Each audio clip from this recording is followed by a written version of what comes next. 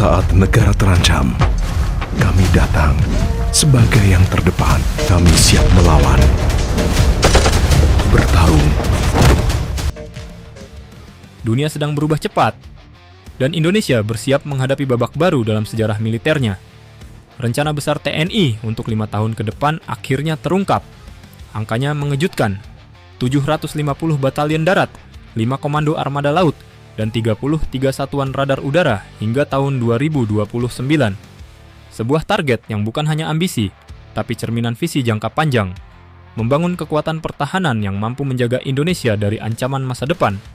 Lalu, apa makna sebenarnya di balik rencana ini?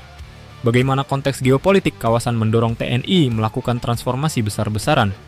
Dan apa dampaknya bagi Indonesia? Mari kita bahas secara mendalam.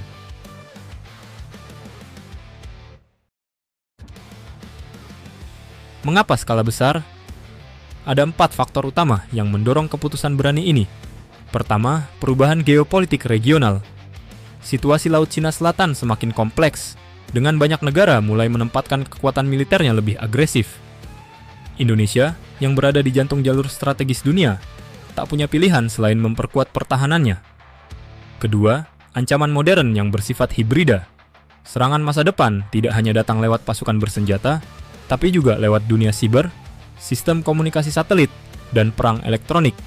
Ketiga, kebutuhan memperkuat pertahanan perbatasan dan pulau terluar. Fokus utamanya mencakup Papua, Kalimantan, Nusa Tenggara Timur, hingga Natuna. Keempat, integrasi antar matra dan modernisasi alutsista. TNI kini bergerak menuju sistem network-centric warfare, di mana darat, laut, dan udara bekerja dalam satu jaringan informasi. Jadi, langkah besar ini bukan ambisi semata, melainkan jawaban atas tuntutan zaman.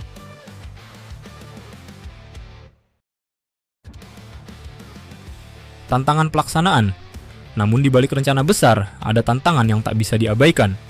Pertama, soal anggaran dan sumber daya manusia. Membangun ratusan batalion berarti perekrutan besar-besaran, pelatihan, serta penyediaan fasilitas militer baru. Kedua, infrastruktur dan logistik. Banyak wilayah yang belum memiliki akses transportasi dan suplai energi memadai untuk mendukung operasi militer permanen. Ketiga, sinkronisasi antar matra. Di era digital, pertahanan tidak lagi berdiri sendiri.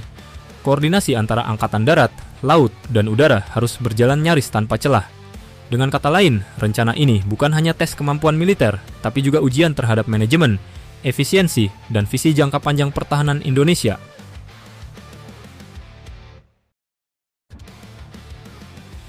Strategi pertahanan laut. 5 Koarmada.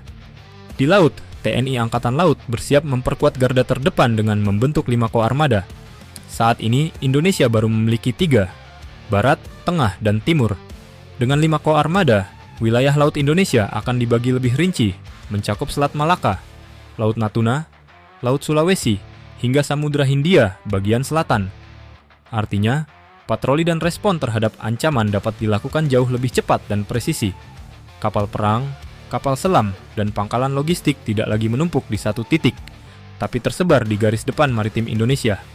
Inilah bukti nyata bahwa Indonesia tak lagi menunggu ancaman datang, melainkan menyiapkan kekuatan laut aktif yang menjaga dari segala arah.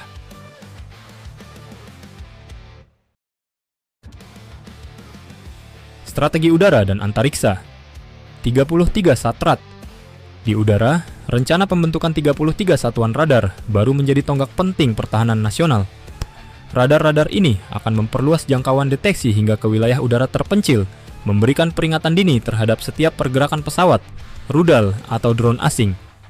Lebih jauh lagi, pengembangan satuan antariksa di bawah Kohanutnas menandai langkah baru Indonesia menuju domain pertahanan luar angkasa. Di era ketika satelit menjadi pusat komunikasi dan pengintaian global, TNI Angkatan Udara berupaya memastikan bahwa langit, bahkan orbit di atasnya, tetap berada di bawah pengawasan nasional. Inilah bukti bahwa TNI kini tak hanya memandang ancaman secara horizontal, tetapi juga vertikal, dari permukaan bumi hingga ke ruang angkasa.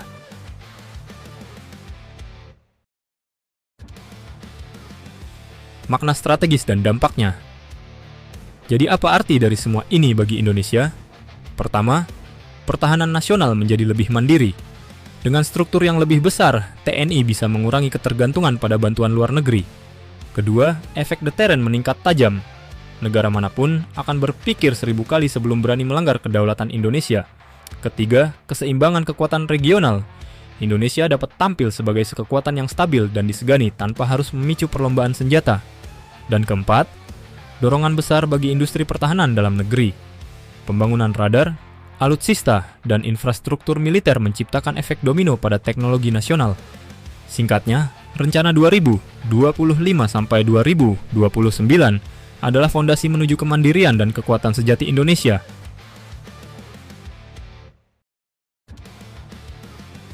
Inilah wajah baru pertahanan Indonesia.